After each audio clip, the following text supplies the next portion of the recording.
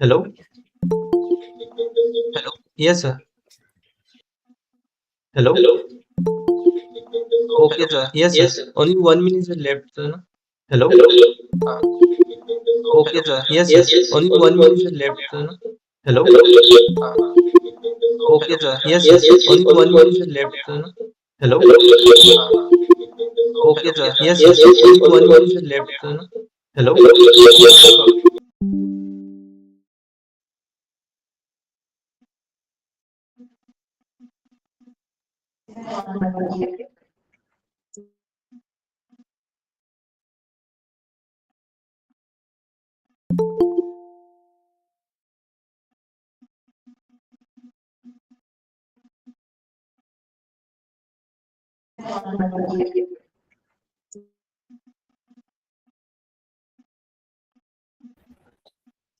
Hello, sir. Are we ready to start?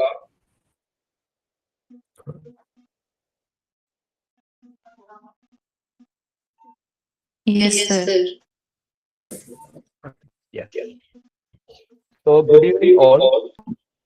It's a great pleasure to invite you all to this open forum where we discuss one of the very, very important aspects of mental health of our youngsters in the higher education institutions.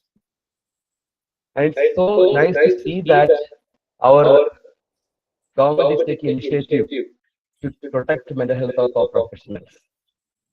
So, there are a lot of academicians, practitioners, and students in this forum. So today's forum is meant for discussing the possibilities of this policy and providing a recommendation to the UGC for consideration with regard to the improvement of the policy. Without much delay, we'll start the session. I take this opportunity to welcome our Honorable General Secretary of National Association of Professional Social Workers in India for welcoming the gathering as well as giving an introduction to the program. Over to you, Anup. Dr. Anup Kumar Pandya. Thank you very much, Dr. Anish. It's my great pleasure and very important issue. We will discuss in the main forum, specifically basically that is a national consultative meeting regarding to the UGC Uniform Policy on mental health and well-being in higher education institutions. My pious duty on the behalf of the NAPSWI as a secretary, first of all, we all welcome to all those who are present here in the August the webinar. First of all, I welcome Ms. Benele Elizabeth D'Souza.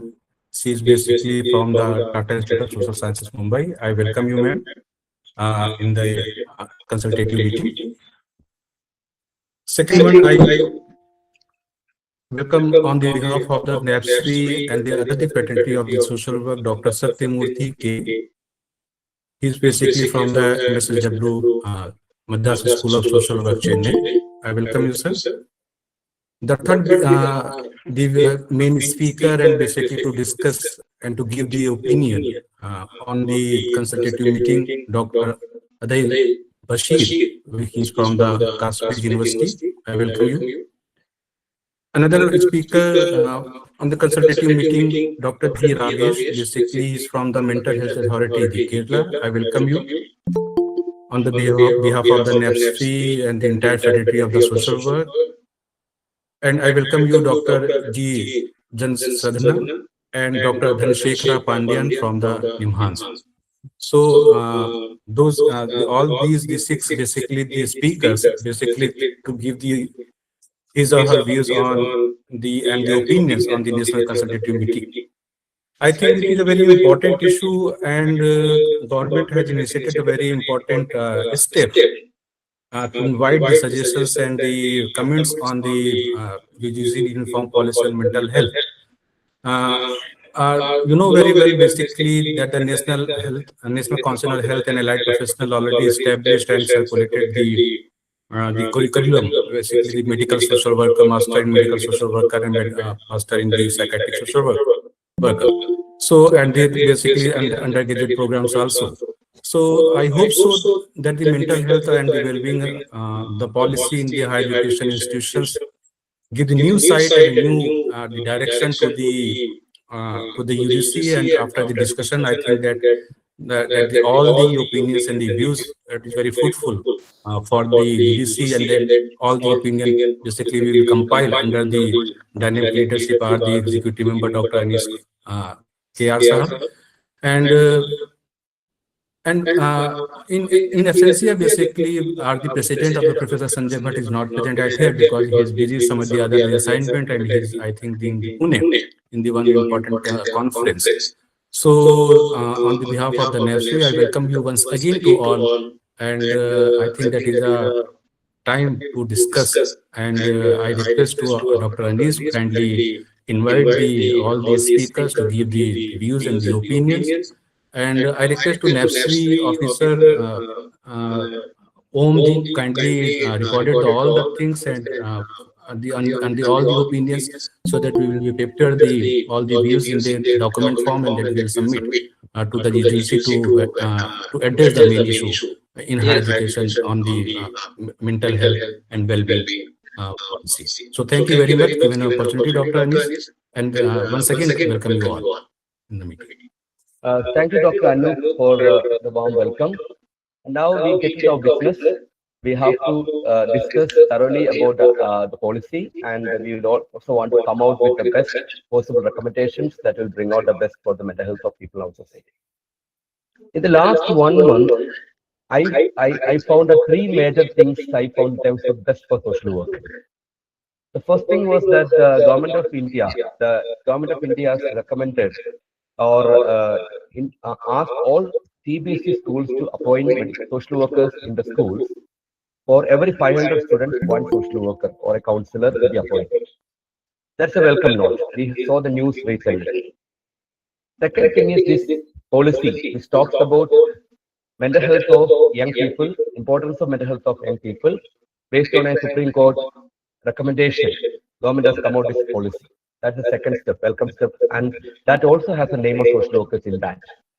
The third thing is not very well publicized, but the third thing is basically in the Deen Dayal Upadhyaya Gramin Kaushal Yojana, DDU-GKY, the 2.0, that is the second version of the standard operation procedures have been received by the Minister of Rural Development.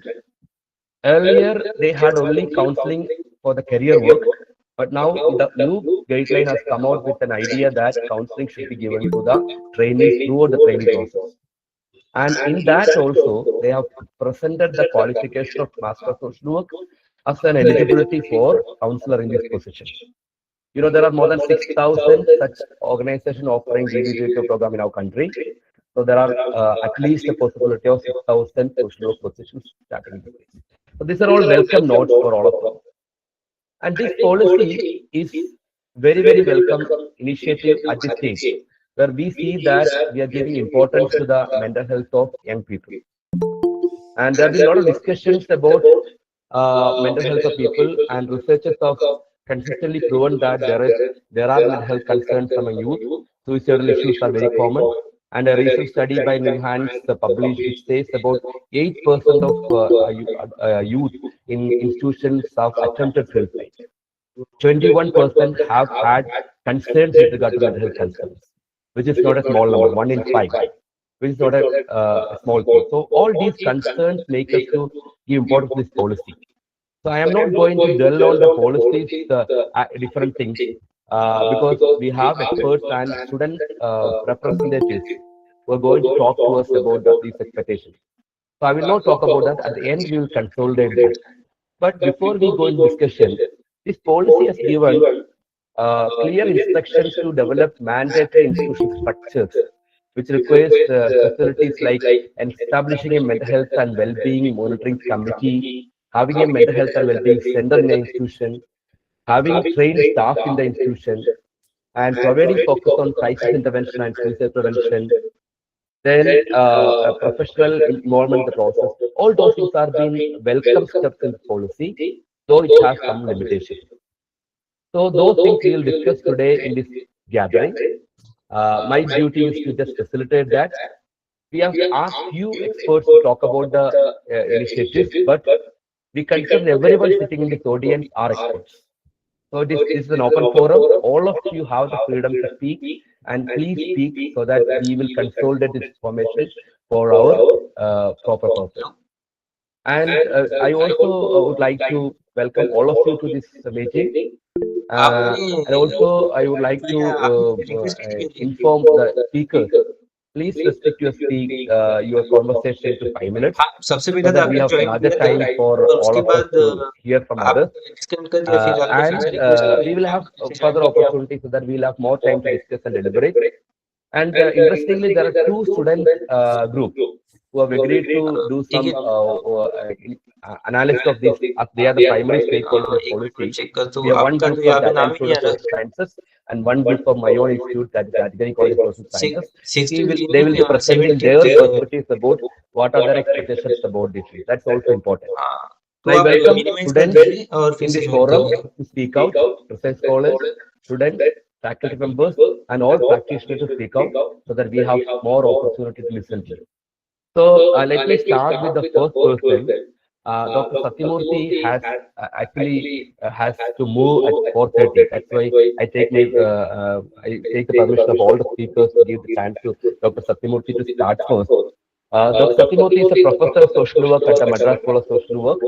He's the head of the Department of Social Work. So I take this opportunity to welcome Dr. Satyamurthy, and I request Dr. Satyamurthy to speak about the topic and his perspectives about the policy. Over to you, Dr. Satyamurthy. Hope you are Good feeling good nice evening, for sir. you. Good evening, sir. Good evening, sir. Dr. Anish, sir, and all the august, eminent guests, experts in the field of mental health and well-being. And I will take very few minutes about reflecting about the initiative by the UGC. It's one of the greatest initiative by the Government of India under the aegis of University Grants Commission for all higher education institutions. And as Dr. Anish sir said, fortunately, last 2 months, there are a lot of changes, a lot of new initiatives are happening in India, and that is appreciable. And I was going through about this policy, mental policy, mental health and well-being of the population in India. There are no the few concerns. It's not a concern; it's kind of no understanding about as a psychiatric social teacher who is teaching for last 30 years. There is a adequate number of facilities. For example, when you talk about qualified professionals, we have adequate number of qualified professionals across the pan India. And this particular no center, there is a center which is going to be monitoring center, is going to be a committee which is going to operate in an institution of higher education institution, how this is going to operate, how it is going to be very beautiful practice for all professionals. I was thinking when I was a student, I didn't have this opportunity, have this kind of facilities in India 35 years before. Today we have beautiful process. The objectives are very clear and the process is very clearly mentioned. And very importantly, the monitoring committee will look into the mental health and well-being of the students in higher education institution. And this will give lot of scope for quality research, quality training, quality education, higher education in India, which will facilitate the learning process, teaching learning process in India. And especially when you look at the research aspects of the research among research scholars, PhD scholars, I was looking at a lot of, as sir said, Dr. Anish, Professor Anish said, there is a kind of suicidal tendency, depression, stress, it happens among researchers. Definitely, this particular policy will create this kind of initiative, will create kind of good atmosphere in an education institution to cater the needs of the community, student community, to do quality research, quality training, and practice psychiatric social work, especially mental health practice in higher education institution. And it is a good move. And one particular process which I have in my mind, the operationalizing the center, the operationalization of this particular center is something which we have to look into very deeply. How it is going to be operationalized and how it is going to be addressed and how the issues will be helped, how the counseling process or help will be facilitated for the student community. That is what one thing which I chose in my mind. And beyond that, how this particular center will be coordinating with the district mental health authority and the allied healthcare council, how it is going to be integrated. That is what I am just looking at. So with that, when you look at this particular process, if it goes with a smooth way as the visionaries have thought of it, definitely that will cater the needs of the teacher community, student community, and research experts in the field of research scholars of higher education institution, which will create a very good well-being, which will link to the sustainable development goals, and which will link to the higher education status in the country.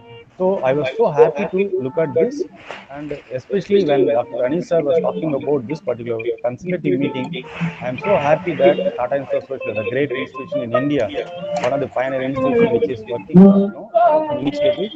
They have taken a very good initiative. Definitely, this will make social workers, medical psychiatric social workers, mental health professionals, psychologists, clinical psychologists will be helping the person in need. Person in need definitely will happen higher education institution from Kashmir to Kanyakumari with a professional approach. There will be a lot of mental health first aid will happen, the psychological first aid will happen, and kind of hand holding will happen for the student community, and the teachers will have a lot of learning. That is what I feel. And definitely when the process of implementation, all these small nitty points will be get into practice, and it will be a very good atmosphere for the so student community to get into the well-being of the society. So I take this opportunity to thank the organizers. I'll be with the group, and I'll conclude whenever any clarification. I'll come back again. Thank you so much, sir. Thank you. Um, Thank you, sir, for keeping up the time exactly 5 minutes. And thank you for your observations. And he was showing the concern with regard to how we implement this, because implementation is one thing which we are concerned about, and mental health of scholars and other things. So now we will listen to Professor Brinel D'Souza. She is the chairperson of the Health and Mental Health Division in the Tata Institute of Social Sciences. So she will speak her perspective with regard to the policy. Okay, ma'am. Yeah, thank you, Anish, for the invitation, and I'm glad that NAPSWI has taken this initiative.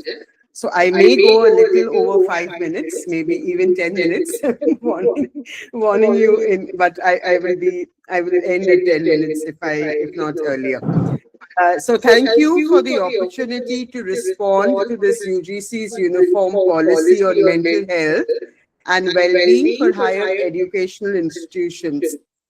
As the previous speaker and also you have alluded, the policy is timely and necessary at a moment when student distress and mental health concerns are no longer isolated or episodic.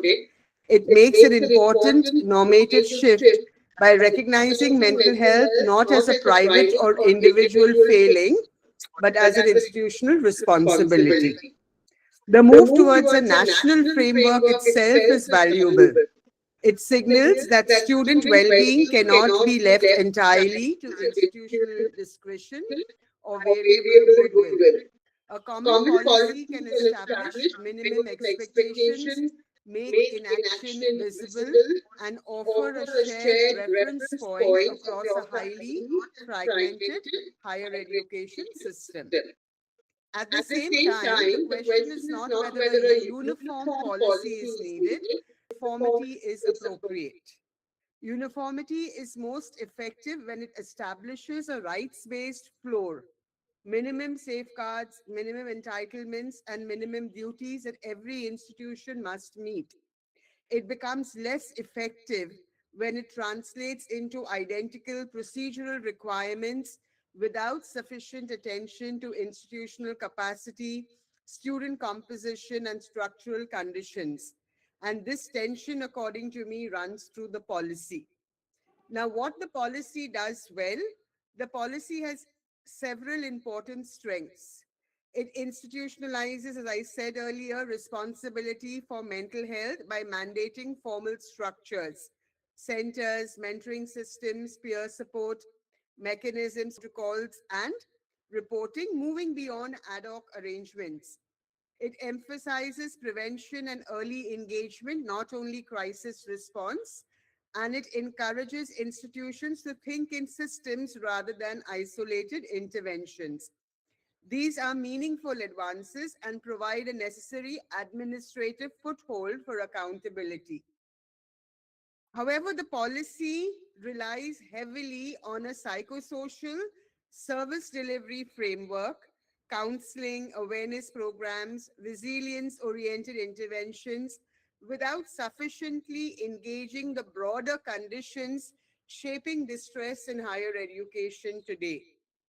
Across Indian higher education institutions, student distress arises from a mix of academic, financial, and institutional pressures linked to wider contribute to sustained stress and insecurity. These pressures are compounded by an uncertain labor market around anxiety around employability and job readiness, various kinds of examination and evaluation practices, and limited pedagogical flexibility. At the same time, many institutions face chronic shortages of teachers, counselors, social workers, and trained student-facing staff. Mental health burdens are rising globally and nationally, and this is inevitably reflected among students. Yet many higher education institutions lack the capacity, protocols, and trained personnel to respond effectively. Students often encounter stigma, discrimination, and reluctance to grant reasonable academic concessions, not necessarily due to malice, but because faculty and administrators are not adequately oriented or supported to respond in a rights respecting manner. For these reasons, improving student well being requires more than creating services. It requires institutional capacity building. A uniform policy should place stronger emphasis on training and continuing orientation for faculty, wardens, mentors, and administrative staff, clear guidance on reasonable accommodation, and functional referral pathways along with counseling services. Then the governance framework raises concern about the potential blurring of care and monitoring. Monitoring structures that both oversee services and report incidents upwards, combined with heavily quantitative reporting formats, risk prioritizing measurable activity over trust, quality, and safety. If students perceive that seeking support increases institutional visibility or administrative escalation, help seeking may decline. Uniform reporting therefore requires safeguards, clear separation between care and disciplinary processes, minimum consent standards, and review mechanisms that assess quality and rights, not only outputs. Crisis protocols also require tightening.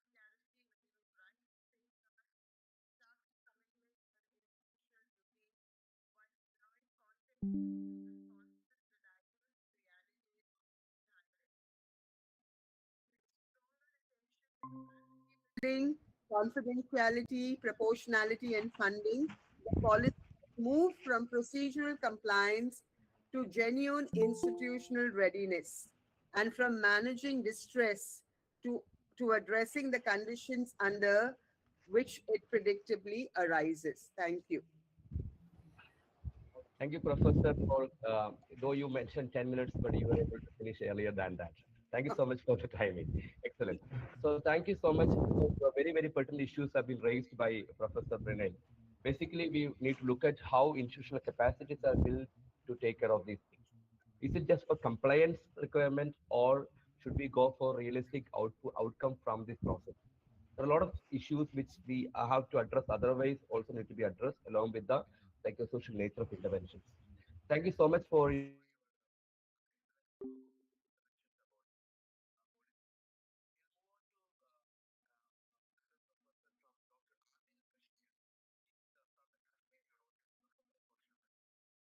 University School of Social Work. I thought we start the session with him about his experience. After his presentation, hear two voices from the different perspectives. We'll come back with some perspectives about him. Here, I'm going to another piece. And NAPSWI for giving me an opportunity to share my views in this area of evaluating mental health and well-being. In fact, it is a very important area which requires much more attention because there have been a number of studies conducted where we have found that the prevalence of mental health issues are high among the student community, but not much attention was paid to that.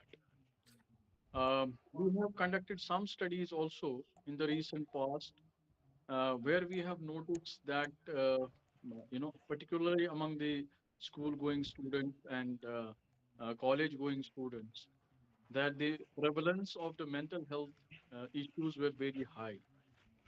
And in fact, we have designed a manual for the students, which is in the process of implementation. But what we have realized that uh, uh, you know uh, so far as the practical part is concerned, that students shy a lot. Students don't share that they have one or the other mental health issue. So, in my opinion, I think workers have a very important role. Uh, we had a multidisciplinary team where we had the psychologists, the social workers, the additional skills which the social workers have, whether of rapport building, interviewing skills, and using other, psychological techniques that had really helped us to engage with the students, okay, so that students can open up. Not merely a document. I mean, we develop good policies, we develop good documents, but the fact of the matter is its implementation, is its execution. What we have also seen, like particularly in the government schools or government colleges, the transfers of the teachers taking place. I'm telling you from the practical and the research point of view that once these transfers take place, you invested a lot within a teacher group. Say, for example, you train them for a month, 2 months, and at the end you find that they have been transferred to other school or to other colleges. So the whole hard work which we pay, gets to different. So, in my opinion, uh, it is equally essential that when we establish these committees or groups for any college or any school, we need to make an assessment of the risk factors. I think risk factors is very important in any college when we plan to work. So far, this document also reflects that looking into the risk factors, frequently, making assessments and designing interventions. What is equally important is, some kind of cultural adaptation also, because we have lot of diversity in the country, and we have specific cultures from different parts of the country, and we will have to look into, if we come up with the module, come up with a manual, how it is culturally adapted also, and how it can address the mental health issues. So my recommendation would also be that we cannot generalize any kind of intervention for the whole country, but what can be the cultural adaptations also? What are certain cultural practices also which can help to ease out the mental health problems? Um, Thirdly, I also want to tell that let it not be, merely the psychological first aid. Let it not be merely the psychological first aid. Let it not be, confined to the awareness programs only, but let it be a full-fledged intervention programs. Because we have also seen that these students have severe problems. They don't open it up. And while they open up, trust me, there are many who have attempted suicides as well, who have attempted suicides, but they don't open up with the teachers, they don't share it with the others. But as I said, the rapport building and the interviewing skills and other things which are very much, the students of social work are loaded with, they can really help. So this is a very important policy. This is a very important document, and certain techniques like mindfulness, which are a component of this policy, it can really help in the student well-being. And I'm of this opinion, let it not be merely confined to the psychological aid, but a structured intervention where we have a full-fledged, elimination of the stigma. Like just like we have certain games periods or NSS activities, uh, mental health programs, mental health intervention should be designed in a manner that it should not any kind of stigma, any kind of labeling, so that students freely come and approach to the teacher, approach to the authorities for any kind of issue. So we have to create an ecosystem, a friendly ecosystem, mental health ecosystem within these educational institutions. Because as Professor Brunel also said, and we have data also of the mental health surveys conducted throughout the country, that the prevalence of the mental health issues, mental health problems is very high. I mean, I will just tell you, just glorifying the marks. Recently, we had the declaration of the results, just glorifying the first position, second position. It led to few suicide cases in our region. So this is a very important program. This is a very important policy and document. And I think we need to pay attention as social work educators, how we can establish these, social work, how we can establish these mental health programs in these academic institutions. Thank you very much. Thank you, Professor Adil. Again, the next concern raised is about understanding the risk factors. So how do we address risk factors in mental health concerns, not just the psychological first aid or not just the therapeutic intervention? Rather, how do you address those things that lead to mental health concerns? So that was the major thing. And he also explained about one of the initiatives they have already been taken in the university level. Thank you so much for your feedback. Now we have few more experts to speak. Before that, I thought we will have listen to the voices of the real stakeholders in higher education. So let me invite two student representatives from the Tata Institute of Social Sciences, Ms. Vasavi and Ms. Pravishti. And before that, I also need to inform you that we have around 28 student ambassadors as of now for NAPSWI, National Association of Professional Social Workers, of 28 student ambassadors.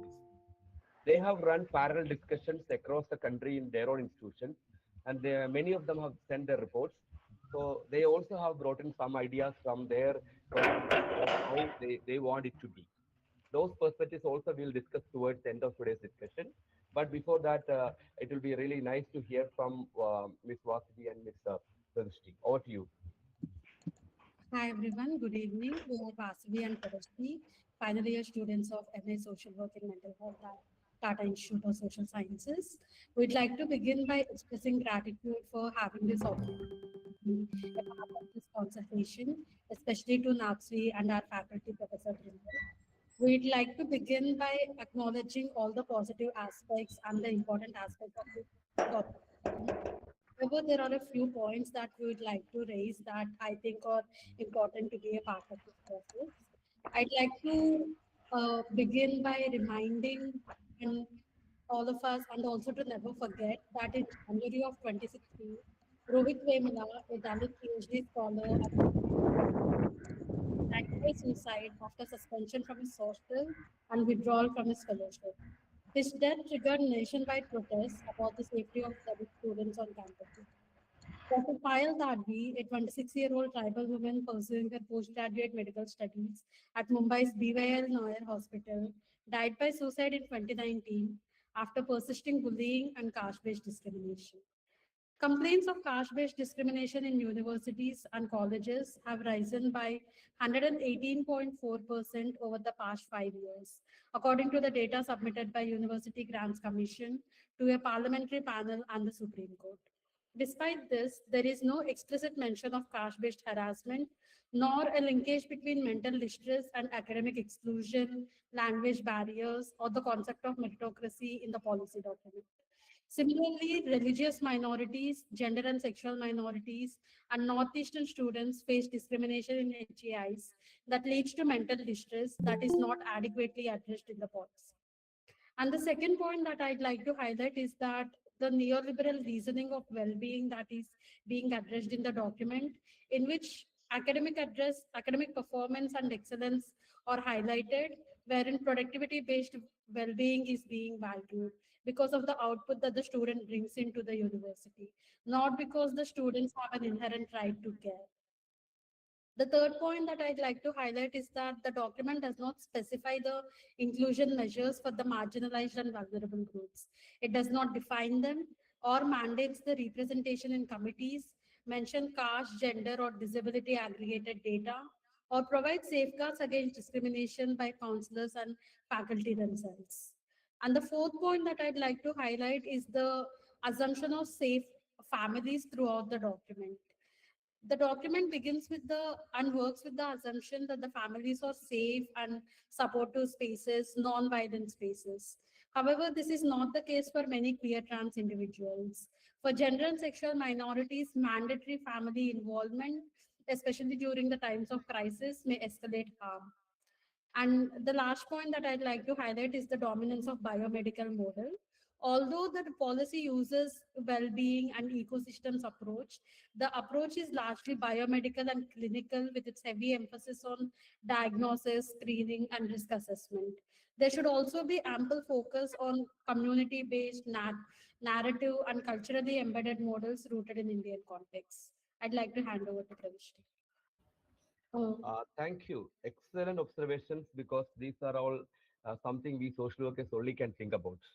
Many times these things are not often discussed and taught and discussed very well in other forums. So thank you for raising this I think issue. Anish, Pravishti is continuing. She's continuing. Yeah, we have a few more. Okay, please. Oh, I thought you finished. I'm very sorry. We would also like to talk about that the policy relies on social manifestations of distress in order to identify students at risk. Therefore, the policy lacks the definition of risk, the various levels of risk, and a theoretical assessment model for risk. It also fails to account for the marginalized youth who are already at a higher risk. Further, the fate of the student then lies with the administration. The seventh point that we would like to talk about is that we urge the committee to recognize distress that is not necessarily pathological in nature, especially the distress that students of current generation are going through. For example, burnout, alienation that comes from being first generational learner and or belonging to a marginalized community, and stress and anxiety caused due to discrimination and political unrest. The eighth point that we would like to put forward is a uniform policy like this may not work for a country as diverse as ours, where we have higher educational institutions across the country in urban and rural areas, elite and regional institutions, central, state, and private institutions, and residential and non-residential HEIs.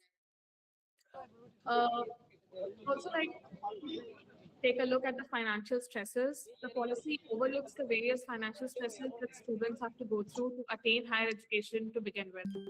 There needs to be systematic changes and exploration of alternative financing options, which would aim at reducing the stressors. The last point from our observations would be about surveillance. The increased surveillance on campus takes away from the students their liberty to simply be on campus. Policies justify surveillance falls short when dug in deeper. Suicides can also occur behind closed doors. It begs the question, at what level are we allowing the administration to keep an eye? And who gets to decide when it becomes an invasion of privacy? That was all from our side. Thank you. Thank you so much. I'm sorry for interrupting you in between. I thought you've done with. Sorry for that interruption. Excellent points and very clear statements you made. You've very clearly pointed out different aspects. And I understand that most often mental health is cannot be considered as a personal issue, rather it's a systemic issue. So the concerns with regard to system, how you address the systemic needs, the needs of students in various capacities, vulnerability factors, disadvantaged conditions, financial conditions, all are very important. And you raised pertinent issues with regard to that. I think these are something which we need to address in our policy, definitely. Thank you for your inputs. We'll definitely come back to you for further inputs. Thank you so much. Now we'll listen to Ms. Megha Enkarat. She is a Master Social Work, Clinical Social Work, Master Clinical Social Work students at Adgiri College of Social Sciences. She will, they have done a basic experiment of interacting with various stakeholders to understand their perspectives. Based on their perspectives, she will make her presentation. Over to you, Megha. Good afternoon, respected dignitaries, policymakers, faculty members, and my fellow students. I am Megha H. Karat, and today I will be presenting a student-centric analysis of the UGC Uniform Mental Health and Wellbeing Policy. I came up with this presentation that reflects student perceptions, lived experiences, and evidence-based feedback on how the policy is being received at the ground levels. So I'm going to present the PPT.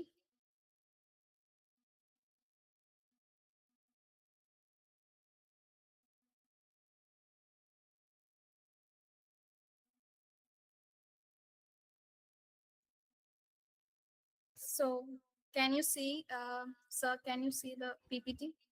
No, Is see it visible? the page, not the PPT. Oh, okay. You can start presenting.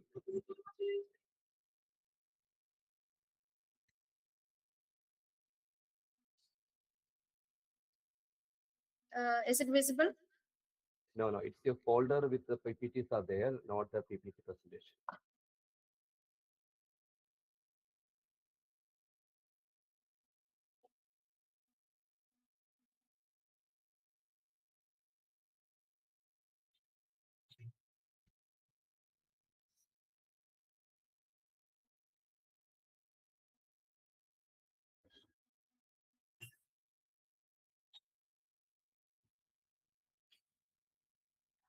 Yes.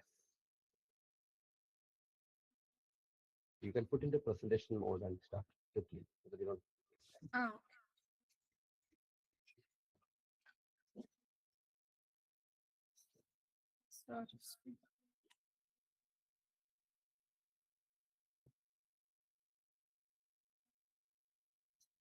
Sorry for the inconvenience.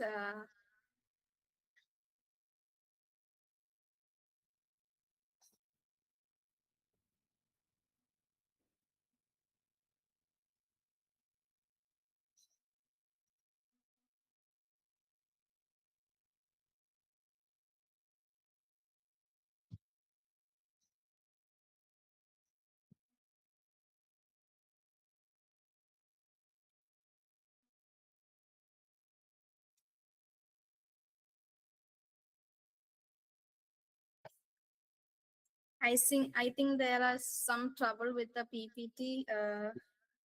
You can just present whatever you are now. So just go ahead, please. Oh, okay. So first I want to talk about UGC. What is UGC Uniform Mental Health and Wellbeing Policy? The UGC Uniform Mental Health and Wellbeing Policy is a national framework which aims to promote mental well-being through prevention, early intervention, and institutional support systems. From a student perspective, the policy is timely and necessary, especially in the context of rising academic stress, emotional distress, and mental health concerns in higher education. Its alignment with NEP 2020 and the National Suicide Prevention Strategy reflects strong policy intent. However, students view the policy not only as a guideline, but as a promise, one that requires consistent and sensitive implementation at the institutional level. So I'm going to talk about a methodology. This study used a quantitative, descriptive, cross-sectional survey design. Data was collected through a structured Google form, ensuring online, voluntary, and anonymous participation. A total of 84 stakeholders participated, allowing us to capture students' perspective in an ethical and efficient manner. So the most valued provisions the students selected was the students strongly value the provisions that offer direct and accessible support. On-campus counseling services are very important for us students due to its close proximity and immediacy. Peer support systems are valued for reducing isolation and encouraging early help seeking. The 24/7 helpline and Manas linkage address crisis intervention needs beyond institutional hours. Faculty mental health promotion activities are appreciated as students feel faculty sensitization directly influences academic pressure and classroom well-being. These provisions demonstrate that students respond positively when support systems are visible and approachable. So the major challenge students face was, despite the policy framework, students continue to face significant challenges, including academic pressure, performance anxiety, family expectations, financial stress, and uncertainty about future employment.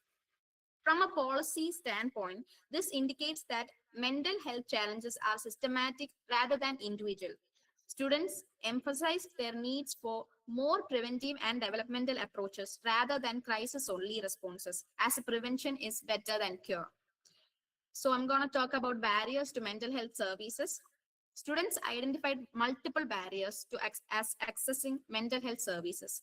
Stigma remains the most significant barrier, followed by concerns about confidentiality and fear of academic or social consequences. Limited awareness and insufficient counseling capacity further restrict access. According to the policy, there is a counselor for 500 students for larger institutions, and for smaller institutions, there is one counselor for 100 students. But students emphasized a need for more counselor per students. These findings suggest that policy success depends on not only on service availability, but also on trust, privacy, safeguards, and institutional culture. The students suggested some policy recommendations. So I'm going to talk about that. Students offered several actionable recommendations for policy enhancement. They recommend confidential one-to-one counseling models, strengthen student-teacher engagement, and the creation of emotionally safe campus environments. Students stressed on confidentiality and trust problems, as the counselors are hired on contract and there are no permanent posts, so they may leave their job, which makes it hard for a proper intervention, as when the new counselor comes, they get back to the emotional rapport stage once again. So students also suggest extending policy coverage to coaching institutions associated with HEIs, increasing interactive mental health awareness programs, and appointing department-wise counselors to improve accessibility and early intervention. These suggestions are practical, scalable, and aligned with the policy's original objectives. So we saw some limitations identified by the students. Students highlighted certain limitations that may affect policy effectiveness. The policy does not sufficiently address undergraduate specific challenges, and student representation in monitoring and decision making is limited. Institutional variations in implementation reduce uniformity. Additionally, stigma and privacy concerns persist, and trained mental health professionals are sometimes underutilized. Addressing these gaps could significantly improve policy outcomes. So I'm going to conclude.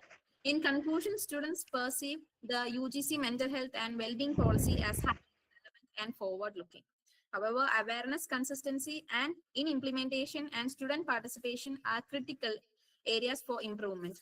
A student-centric participatory and accountable implementation model will ensure the policy translates from intent to impact. By integrating student feedback into policy refinement, the UGC has the opportunity to build a sustainable and responsible mental health ecosystem within higher education. Thank you for the opportunity, sir, to present the student perspective. I hope these insights contribute meaningfully to ongoing policy evaluation and strengthening mental health support systems in higher education. Thank you. Thank you, Mecca, for the raising the student voices. Again, they talk about the systemic arrangements that has to be done along with the policy implementation, the bottlenecks that can come in play while implementing the process, not having proper human resources and regular human resources, all were concerns they raised. Thank you so much for your feedback and inputs. Now we'll continue for another 2 or 3 inputs from discussion from experts, then we'll go for open discussion. Now, there was a blue Google form given in the chat box. Please fill the form just to collect your information to understand who all are there in the participant audience, not for issuing a certificate. Please make yourself free to fill the form for us to have some idea about the participants in this forum. Thank you so much. Now we will move on to the next person who will be speaking. Dr. Dhanashekhar Pandian. Sir, are you there?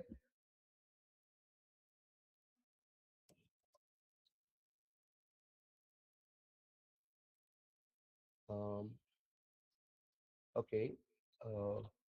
If Dr. Dhanashekhar Pandit is not around, we will go to Dr. G. Ragesh. He is a psychiatric social worker and a faculty in the Department of Psychiatric Social Work at the Institute of Mental Health and Neurosciences in Calicut in Kerala, as well as the member of the Mental Health Authority, Kerala State. So I welcome Dr. G. Ragesh to share his perspectives. Over to you, Dr. Thank you, sir. Good evening to good evening all, and thanks for this opportunity. I was listening to our students from this, actually, the same point, the intersectionality, the vulnerability, the minority stress, and special population. Actually, recently, the Supreme Court come up with the suicide prevention among the higher education students. We had a state level consultation on that. So the major point came in that meeting, the intersectionality is missed out when considering the mental health and suicide prevention of students in higher education. I think that vulnerability mapping and addressing the intersectionality related mental health concerns and suicidality is missing in this guideline. Though the guideline is a very appreciable one, but some areas are missing in this one. And they have mentioned this mindfulness and all, but I think preferably nowadays we have moved from, yes, mindfulness is always good, but maybe the trauma-informed approach or trauma-informed mental health care would be maybe the more adaptable one approach. That's what I'm thinking now. And also maybe they have missed the adoption of National Suicide Prevention Strategy came up actually brought by the Ministry of Health. So they haven't mentioned about any suicide prevention strategy. They have mentioned about the suicide prevention infrastructure, but any strategy from adoption of this strategy in this guideline, I think that is missing. And also already somebody was mentioning the qualification in the, if you can see the page 18 of this guideline, there is mentioning only the psychologist, clinical psychologist, psychiatrist, social worker, psychiatric nurse, and psychiatrist. There is actually, there is a mismatching. And there is no MPhil now, so they have mentioned MPhil. Maybe they are mentioning about the past. The past, yeah, past one. So then what we need to do, actually, we can involve social workers with medical and psychiatric specialization as counselors, because we have many good counselors from social work background, especially trained in medical and psychiatry. That is missing here. And also the role, if you see the role of psychiatrist, social worker, is psychosocial case management, community linkage, student family coordination, supervision of social work counselors and all. And they have mentioned social work counselors so far, but they have mentioned about supervision of social work counselor. So this is actually mismatching. And also maybe they could have mentioned the role of psychiatrist social workers as psychosocial assessment, psychosocial interventions, including counseling, individual and group counseling, psychotherapy, as well as family intervention and community. So they could have actually broadened the role of psychiatrist social worker in this guideline. And yeah. So this is actually some areas are missing. Maybe we can look into and we can write to UGC to correct it. So this was only, I don't take long time for presentation. With this, I'm ending my presentation. Thank you. Uh, yeah, thank you so much, Dr. Ragesh, for raising the main issue of intersectionality, which was unaddressed. Yes, we have observed and in the student presentations as well as we could see that it's very generic in nature or very peripheral in terms of understanding the whole process. Second is a very important thing about the qualifications and what I mentioned about. When we actually first found a document, it looked like setting up a hospital that you have a psychiatrist, clinical psychologist, psychiatrist, social worker, psychiatric nurse. It's just like what you talk about in a hospital setting. So probably you need to think that from a different perspective, and the social workers with MSW is very, very capable of doing that. And there should be a tier level approach where we'll be looking at what we do to start. We'll look at those type of things. And Ms. Thankam also has raised this issue in the chat where about this issue, MPhil qualification and MSW, all those type of things. So it's very important to look at those qualifications also. So now Dr. Pandit has some emergency, so he will not be able to join. He was already there, but he had to leave immediately because of something else. So now we have Dr. Sunil Valstein, one of the executive committee member of our NAPSWI and mental health specialist. He is the president of NADA India and also has doing a very commendable work in the field of mental health in education institutions. So, sir, over to you for your feedback. Thank you, Dr. Anish, for giving me this opportunity. Uh, uh, First, to just a disclaimer that I am not a doctor by profession or PhD. I'm a practicing social worker, uh, and especially I've been working in this field for many years. Although, but I really appreciate the initiative. Although this the guidelines is an outcome of society's you can say like a crisis which has been a major concern, and it looked like the guidelines is moving around the crisis management rather than prevention or youth engagement. It means we need to see the mental health in a larger perspective. In a NAPSI and NADA India has already been running a campaign called uh, Young India Network and like a healthy campus, and how we can see the healthy campus and the youth engagement as a main focus area. Because unless we this youth or the students become the major stakeholder, and the guidelines are being owned by the students themselves rather than by from top to bottom sort of a situation, but from like how the students can be mobilized in a such a way so that it becomes a mental health beyond diagnosis. So when we say the beyond diagnosis means it should not just identification is a very coercive word. Like when you start identifying people with the symptoms, then the real problem and the stigma starts. So I think we need to look into those aspects, like because if it becomes a sort of an outsourced activity, merely by some medical or model which has been posed over there as a guidelines, which I can understand because of the people behind and who have been part of it, maybe has their own limited uh, interest, as well as they might be looking at the things differently. But we can always look into it and how best, because of the best, because the implementation is going to be most difficult part, because unless the each institution own the guidelines and the policy, uh, I don't think it will be in a, although you may see a infrastructure, you may see the people, the professionals have been engaged and they get new jobs and all those things, new opportunities will be there. But I think we need to see the whole policy from beyond the opportunities being available for the professionals, or how best we can make this guidelines and the program more student ownership has to be there.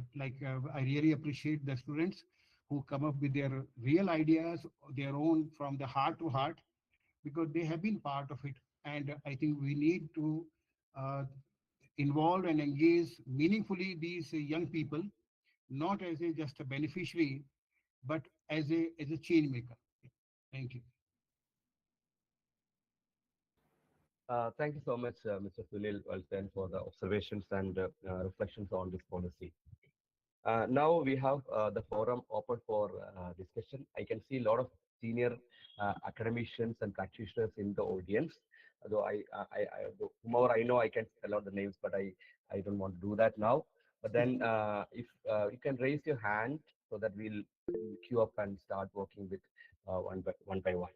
And I request all of you to be specific with the recommendation you want to give or what changes you want to implement the policy so that we'll save time and more people will get chance. We have exactly 58 minutes to conclude this session.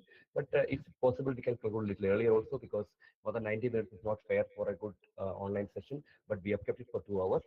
So, yeah, Professor Brunel, you want to No, no, I just wanted to basically say that one of the reasons why, while it's uh,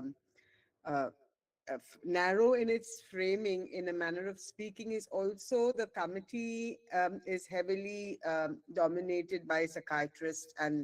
and maybe a couple of psychologists. And more importantly, I don't think there's enough of representation of the university system, and especially social sciences.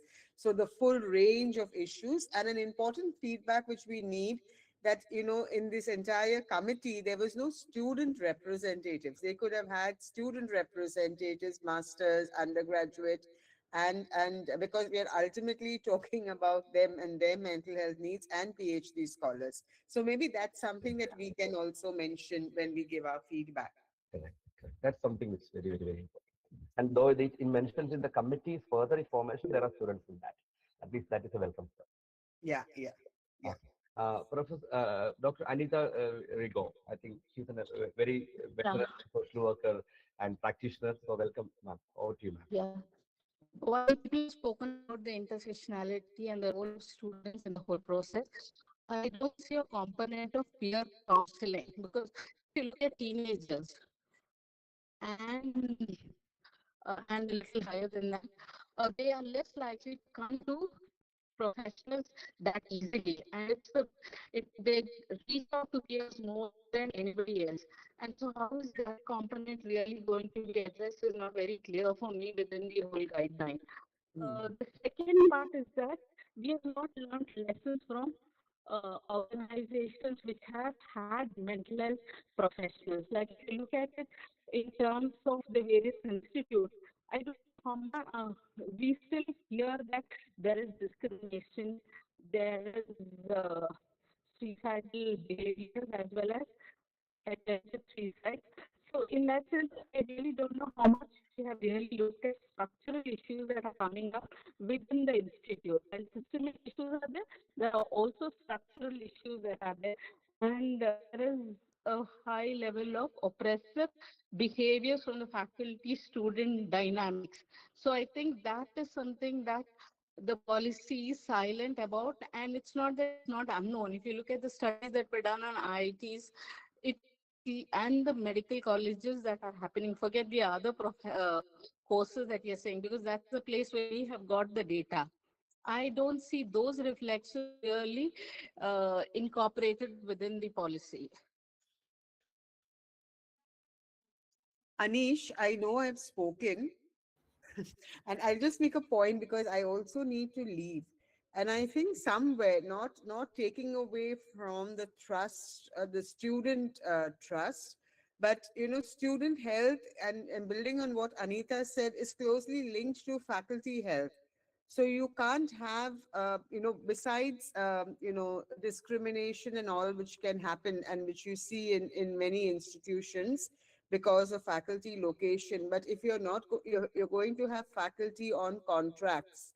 If you're not going to pay faculty well, you're not going to fill your vacancies. All of this is also going to have a bearing on students, overall environment.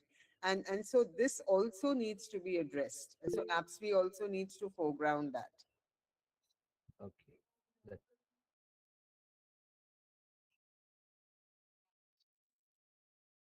That, thank you. That will take. Thank you, Dr. Anita and Professor Pinel for these inputs. And definitely, yes, the structural issues, systemic barriers. Yes. We will listen to Dr. Tanka. Okay. Yeah, good evening to all. Thank you for this wonderful sessions. It is really very happy after this policy came in with a discussion within our social work professions. So it is very useful for us. That only one consideration, again, even I put it with that chart also, because that eligible criteria, again, our medical and psychiatric social workers, students are neglect. So that reasons we need to think, because after, yeah, according to new education policy, now that the MPhils won't be here after some years. So, but that the academic institution, they want to appoint the social workers. See, it's like mental health professionals. So why our own professions is not accepting even mental health act also, again that here also that policy guidelines. So we need to think, is there any possible to consider, because I am from Tamil Nadu. Tamil Nadu, we don't go MPhil in clinical social work. See, MPhil in psychiatric social work. Then already those who are completed, only minimum people, they are also in the left other states. Then who is possible to appoint this? But comparing to the institutions, more than 1,000 institutions, higher institutions, schools also is there. So in that manner, how we can include our medical and psychiatric social student, which capacity building, they can do 3 month and 6 month certificate course for this professional counseling now, then it will be helpful for us. So in that manner, we can suggest. That is my suggestion. Yeah, thank you. Because otherwise, our own profession, yeah, after completing master degree also is not eligible to doing any work now. How it is possible? So that is we need to think. Yeah. Thank you, sir. Thank you. Thank you so much. Now, Ms. Geetanjali, Dr. Geetanjali. Thank you, sir. I could like to highlight 2 points. One is making de-stress zone in every institution so that any student who feel any kind of stress, they, they can go to that de-stress zone where they can relax, having sensory rooms like they can get nap pods like that. And another is that in every institution or anywhere there is a kind of taking sick leaves, but there is no any framework which gives leaves for the mental health. So there is a need to formalizing the right to take 1 or 2 days off per semester, especially for mental health, without needing a complex medical certificate. That are my 2 points. Thank you.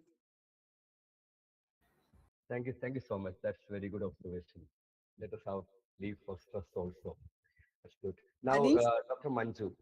Yeah, and Anish, I'm just saying I need to leave now, but Okay, I okay. have some feedback, so I'll send it to you directly. Please, Okay, please, one please is on message. the positions and all.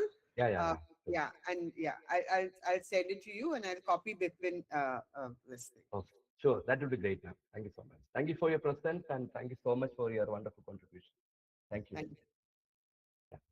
So now we go to Dr. Deepali Mathur. Dr. Deepali. Uh, Good evening, everyone. I'm Dr. Dipali, currently working as Associate Professor in Department of Social Work, Bhagat Phul Singh Mahila Vishwavidyalaya in Haryana. So I just want to raise my concern with regard to the implementation part of this policy.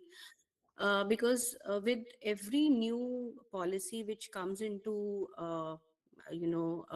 into the implementation in the higher education institutions, it is observed that mostly the faculties are involved in the additional roles. So there should be an explicit suggestion to be given that the if as far as the implementation is concerned, that no additional responsibilities upon the faculty should be given, you know, to ensure that the policy which with the mandate which it is coming, it is coming with a mandate to create an ecosystem in the higher education institutions where the students can reach out with their issues. So when we involve the faculty members, the students may not like to go. And in India, particularly, we have seen that because of the financial issues, the funding issues, so most of the things go to the faculty as an additional responsibility. Very few institutions may have their sufficient funds to create that system.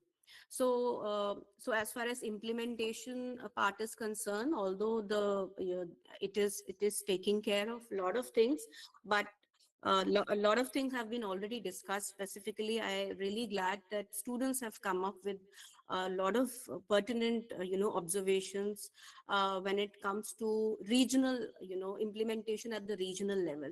So this policy should also give space to design in a way where it can be most effectively implemented at the regional level based on the local realities, because the local realities in every state is different. For example, in Haryana, there are very less awareness, specifically in the rural area, because it is a predominantly rural area. The mental health services are not there. It doesn't reach out to the rural masses.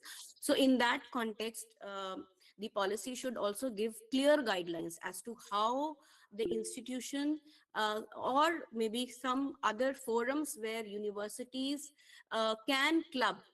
For example, in the national education policy, they have given suggestions as to how the schools can make special schools. They can use the resources of special schools to strengthen their own resources. So such kind of guidelines should also be there in the policy, so that when it comes to an institution where there may not be social work departments everywhere, or there may not be psychology departments in every institutions. So how then these particular policy will be implemented effectively in such a situation? So that is my major concern, besides all the concerns which has been raised by all the participants are worthy. Thank you so much. Thank you, Dr. Deepali. Now, Dr. Manju Panwar, our own executive committee member and from the same university. Over to you, ma'am. Professor Manju. Yeah, thank you, sir. I'm Professor Manju Pawar from BPS Women University, and just for the information that BPS Women University is the first women university in North India, Haryana. So I just want to make 3 points. Definitely, the higher education institutions play a very important role in safeguarding and enhancing the mental well-being of the students. And what I feel is that there is a need that universities should adopt a whole campus approach where the mental health support, teaching methods, student services are included.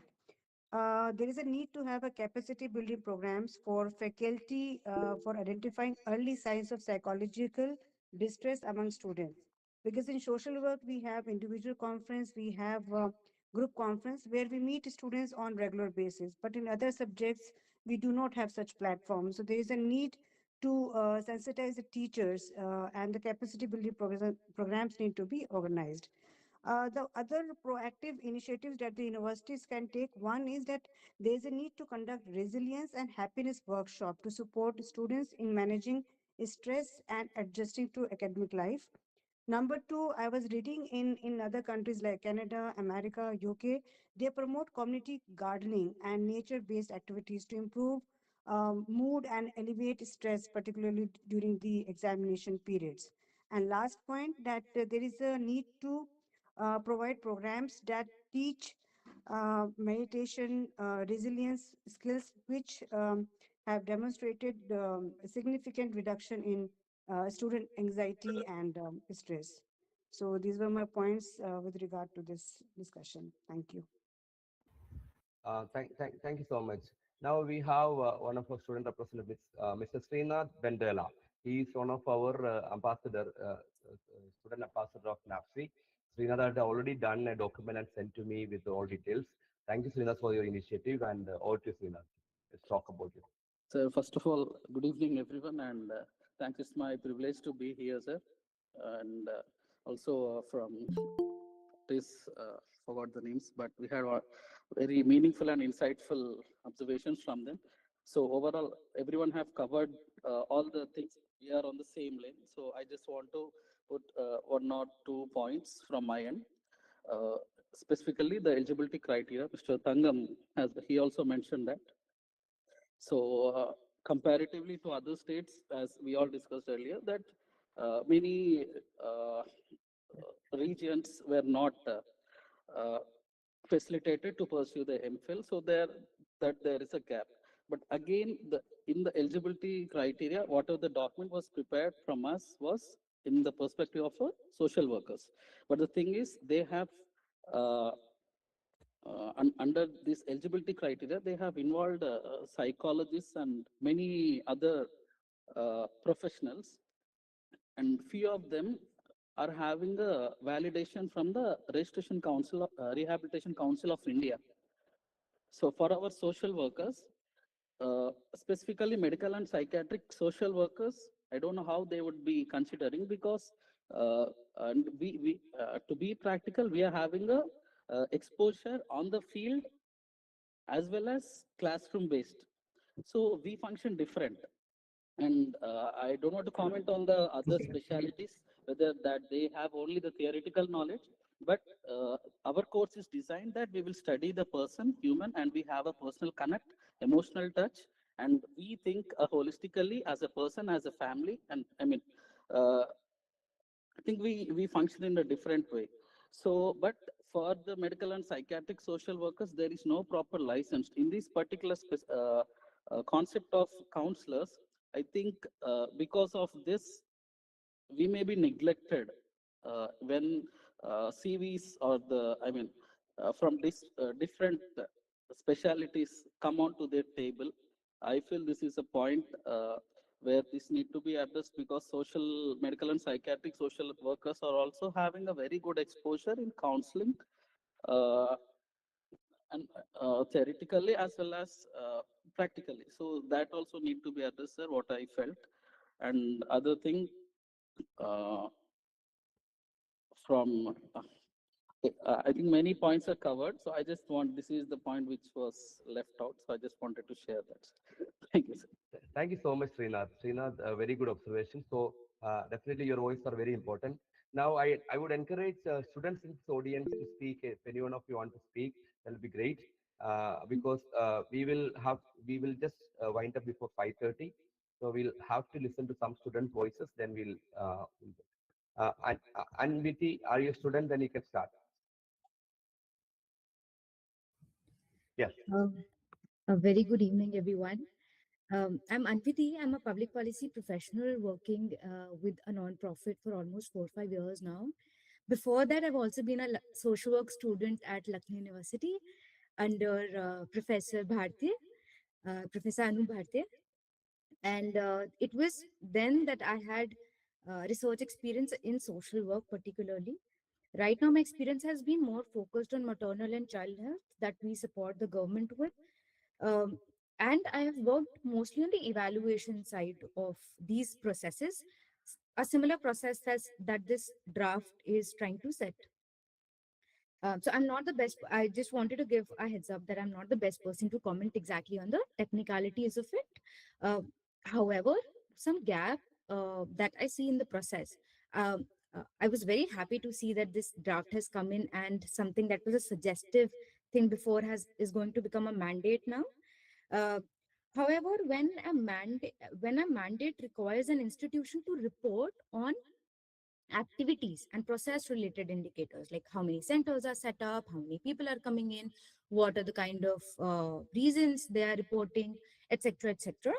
Unless that's connected to an action, uh, and that becomes a mandate, it becomes a little tricky in the process.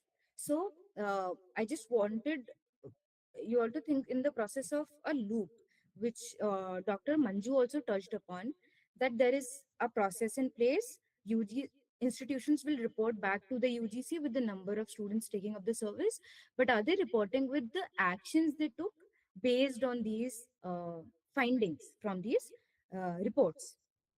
Um, and so just for everyone to imagine, that if there are many cases of stress being reported by a particular institution, right?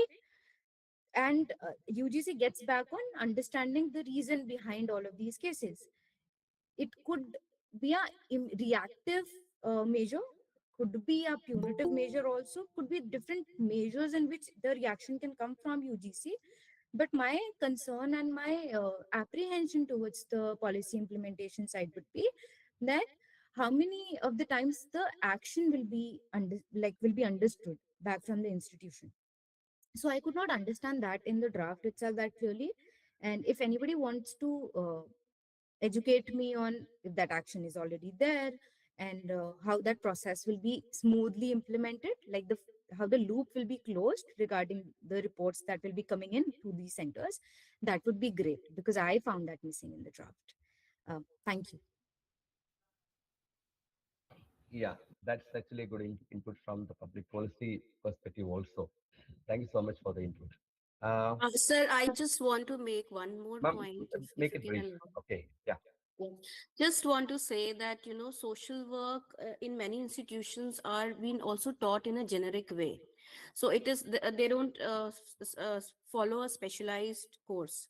So in that context, however, the orientation of, the training part of social work is concerned, it is always biopsychosocial.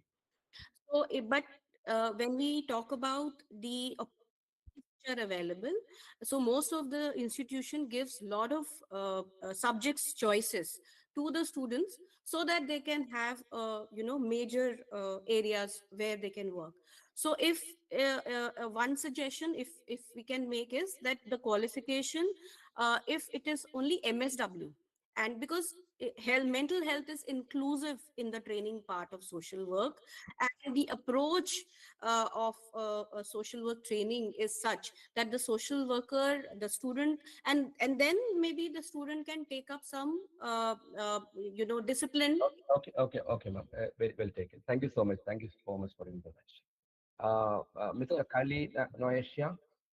So, just one request, sir. Yeah, I'll come back to you now. Just now, I'll come back. Next, you can.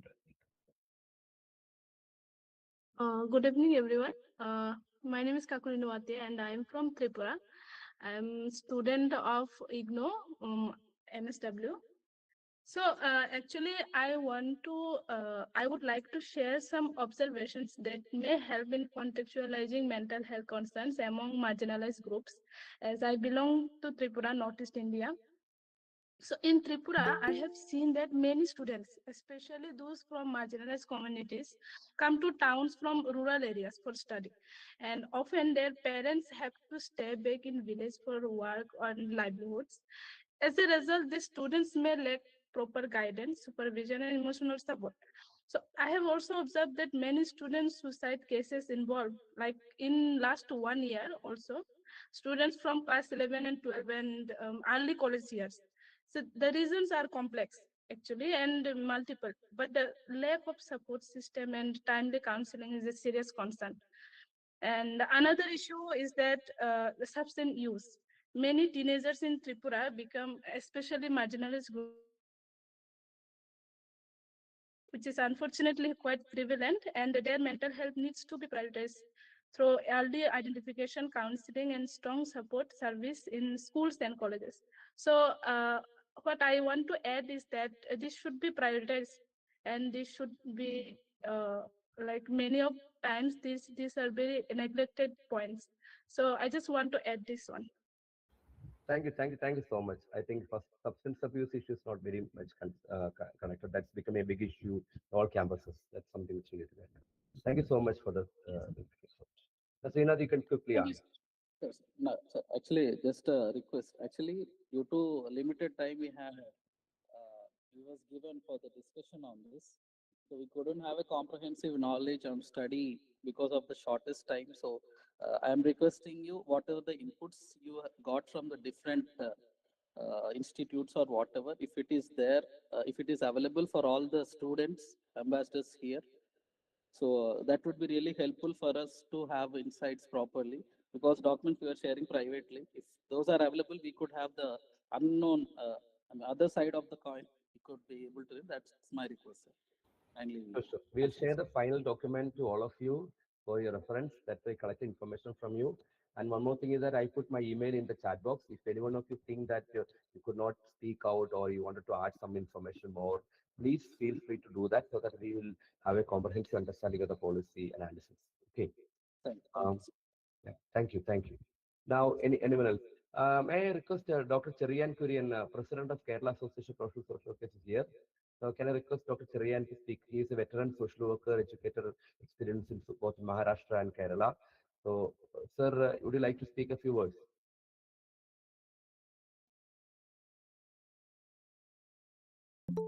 He serves from the speaking room.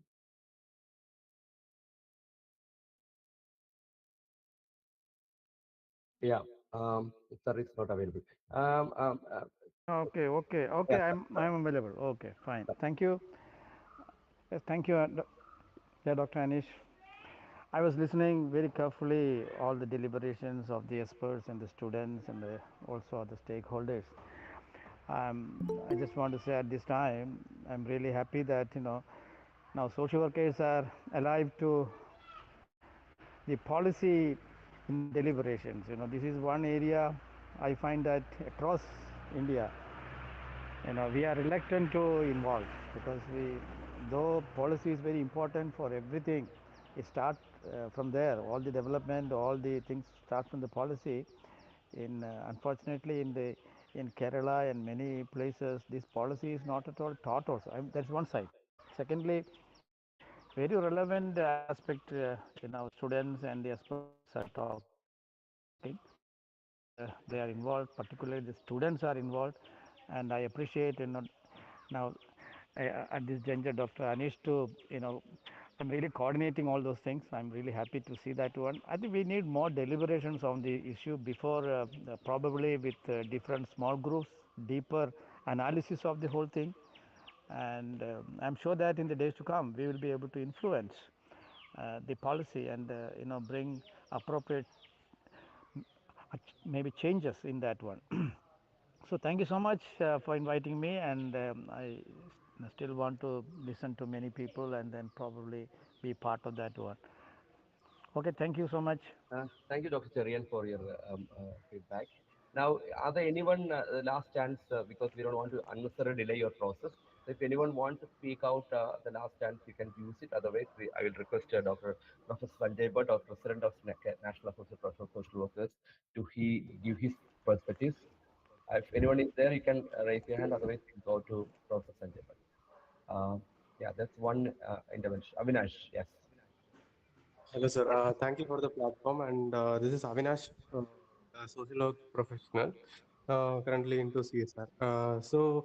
My observation when I was in student and also while seeing the student community is that student is lacking a very confident approach towards what they are feeling. Like the positive free will of the student should be backed by systems that give them courage to act upon. So that is very much lacking in real world scenarios. And if these policies are implemented in a rigorous way with proper monitoring and evaluation frameworks, then it will be really a great boon for Indian community. Thank you. Thank you, Mr. Avinash, for that. Excellent, because we have to empower students rather than just talking about uh, dealing with problems. Okay, I think there is no other interventions from the audience. So we will move on to listening to Professor Sanjay Bhatt. His perspective. Over to you, sir. Welcome. Thank you, Dr. Nish. Thank you for coordinating this public discussion with the expert and the students. Um, I have gone through with the policy, and in first go, I find some very meaningful gaps. And for the sake of understanding of the audience, I just want to raise it. And later on, we will develop a write-up and we will share it. So it is very quickly, just saving to the time. You know, The UGC guidelines on uniform policy on mental health is a byproduct of many consequential actions and reactions. Also involvement of the Supreme Court and number of cases which has taken place. We are world largest, one of the largest, probably number two educational environment. We have 70,000 higher educational institution where this policy will be going to be implemented. And out of these 70,000 higher educational institutions, 52,000 are colleges and 1,338 universities.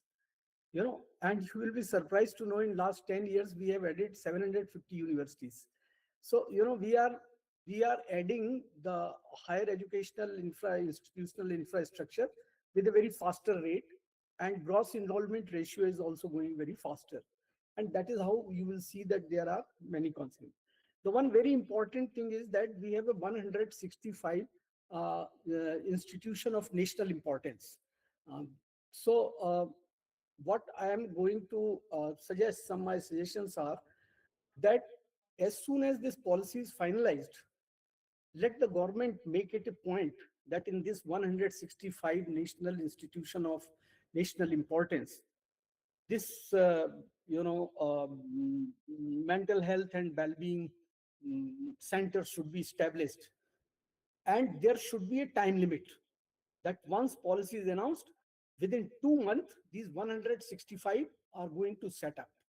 Number one, that will be the exemplary for other many state universities and many poorly financed universities and colleges where there is a difficulty in paying the salary of the teaching staff also.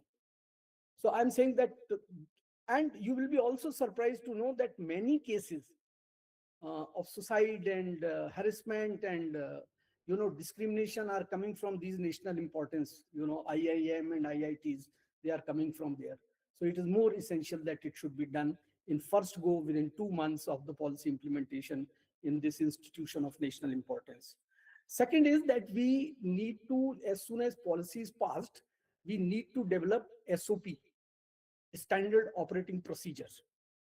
And while we will be developing standard operating procedures, what has been mentioned on page number 10 of this policy, that there is a demand of structural, equitable, engaging, and compassionate institutional response. So I understand these four areas. The policy must come up in SOP, the how it is going to do. So when you say structural, just for example, where it will be located within the HEI. In hospital, many universities have hospital also, they have clinics also, or it is going to establish in social department or in psychology department or dean student welfare. Who is going to own it, despite that monitoring committee and all?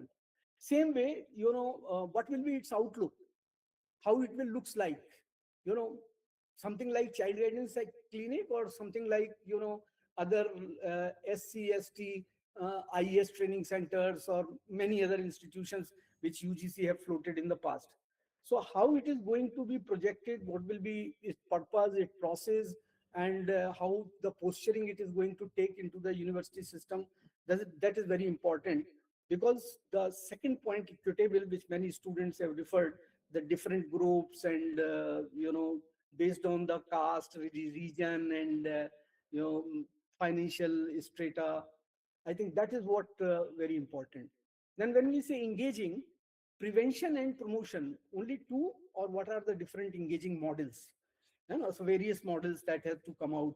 And when we say compassionate institutional response, how it is going to happen if somebody has attempted a suicide, or if there is a boy is beaten in name of the ragging, or by a student rivalry, how compassion is going to be translated into the action.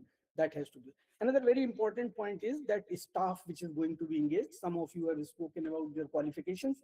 I think that there should be some additional experience column must be added, that there must be desirable experience for that. Otherwise, how in university, if something is written, the registrar office and the junior clerk will translate into the same way. So I think that experience part must come, that if they have an experience of working in counseling or mental health or behavioral health, that should come up.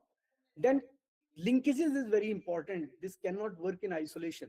So the staff training is very important, and the even stakeholders training is very important. For example, security officer, for example, security guide, proctorial team, dean student welfare team, they have to be sensitized, and they have to be the first person to be made clear that what is the purpose of this. So I think that is one input. NAPSWI has already initiated one project under the guidance of Sunil Vasain, Healthy Campus Project, and we have done it in more than 20 universities. So I think it was on the same lines on the healthy campus. Time to time, we will be able to add our experience, what we have done in that.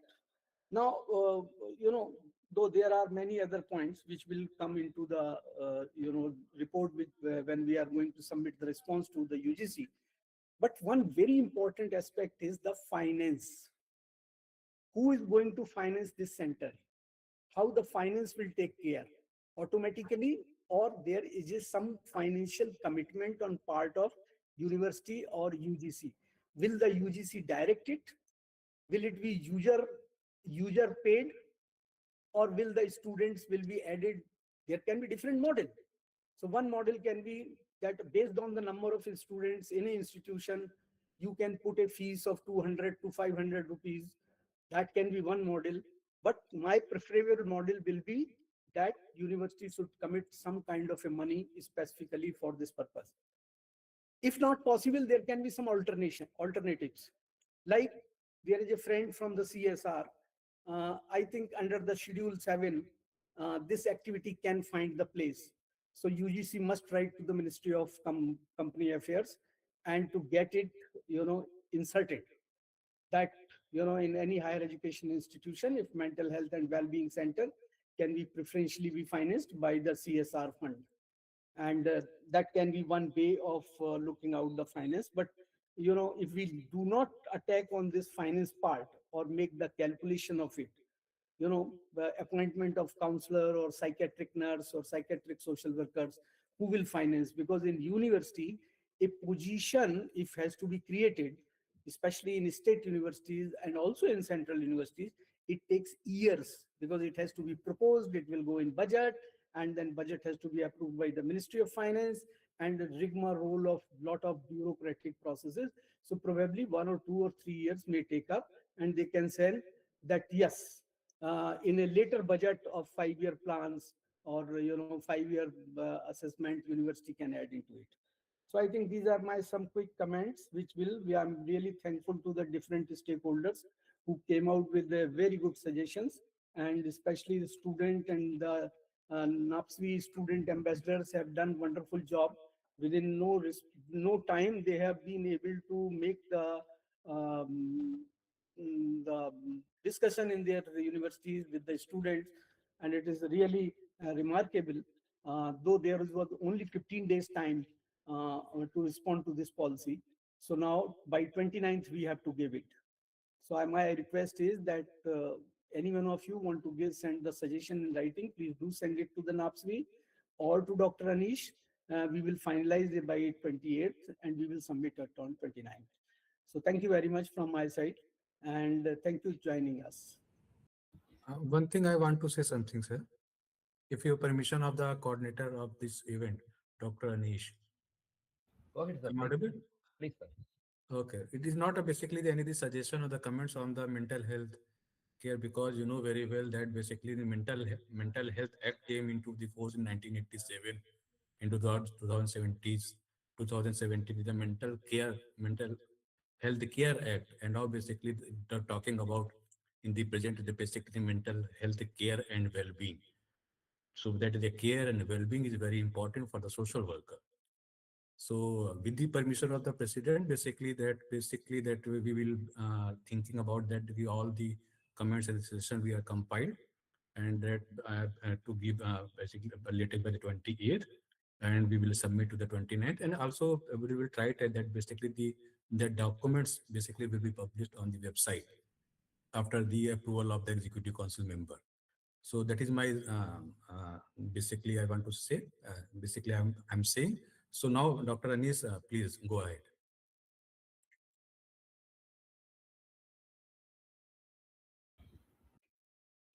Thank you so much for excellent contributions to this discussion. We had a wonderful evening with a lot of good suggestions and recommendations. We have noted every one of that. We are already have recorded this session, and we have gathered the information shared in chat box also. And before we close, shall I ask anyone have any more opinion to share? You can share last chance, because if you think that okay, you need to add something, you can definitely add. Those who already talked, please excuse others. Students, maybe some senior faculty members, Shahin, Dr. Shahin Sultan, our members here. Um, would you like to, those of anybody want to add further? Can add last chance. And I could see Miss Susan George. She's actually a practitioner from the what is that? Other country. I forgot the country's name now. Okay, so basically, if you want to add the practitioner, so if you want to add something more, you can add. So I welcome you to add. Singapore, yeah. Anyone of you want to add or else? Good.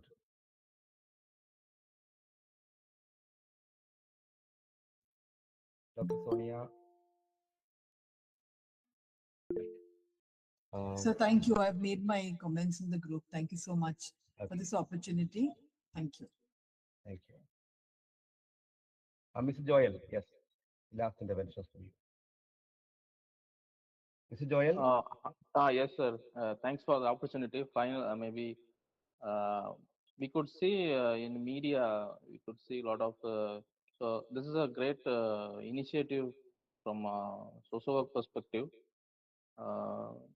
I joined lately only actually, and since this is a, I guess, mental health concern is a big thing, and as Sir mentioned, more than and 70,000 institutions are there, and it still is rising, and the need for practitioners are very important, and after a lot of efforts, I think medical and psychiatric social workers have come into the picture, I think, in our Indian constitution, and through the Gazette, and actually it has not been executed in all the levels of institutions, right from primary and middle, higher secondary and higher secondary, and also till the universities. And there is also a representation of world institutions.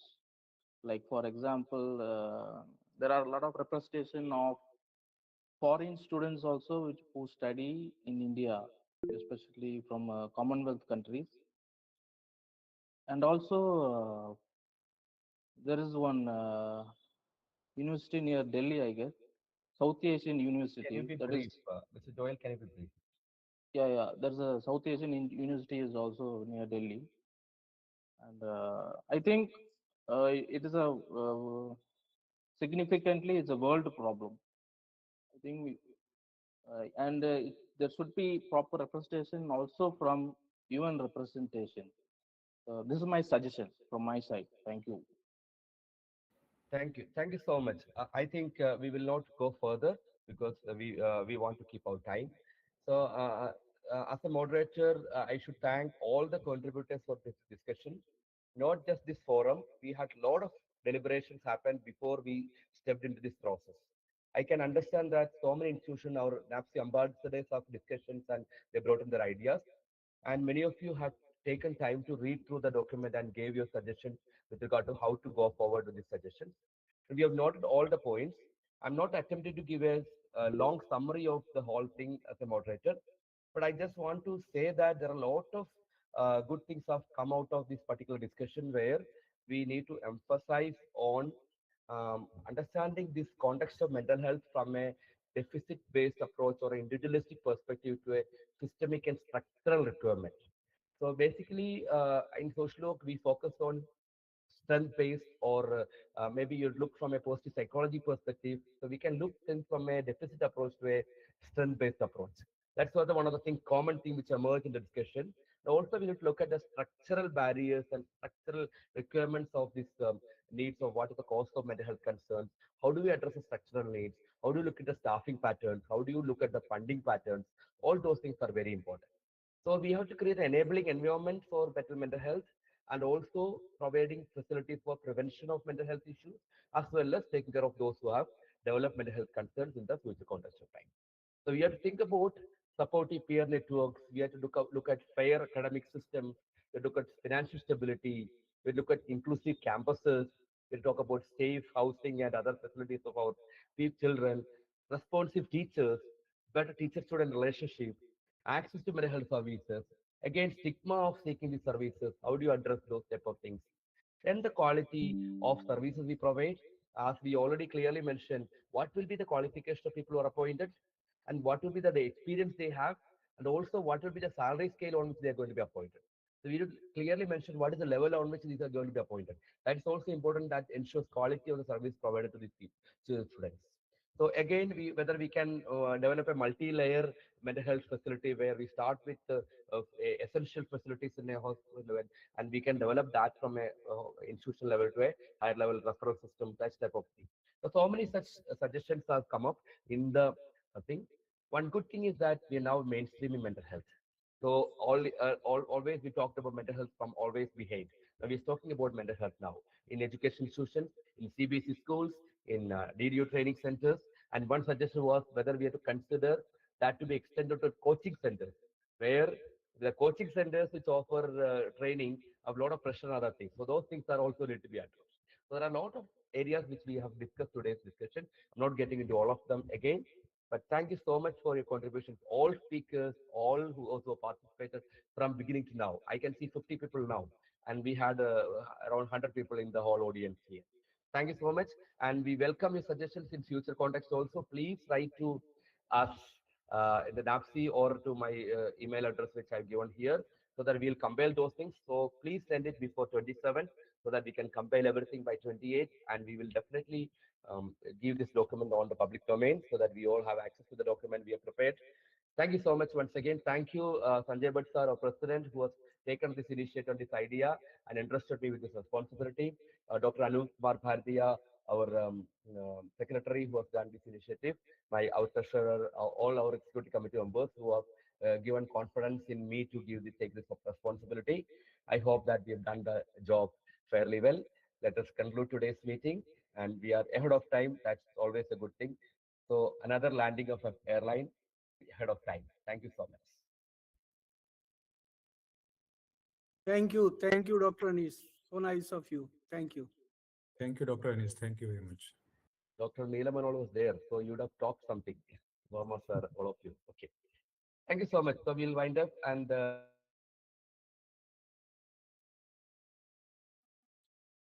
those who are not filled the form, please fill the form so that we will have idea about who was all there. Dr. Neelaman all were there, so please have spoken. Please write your comment, please. Thank you.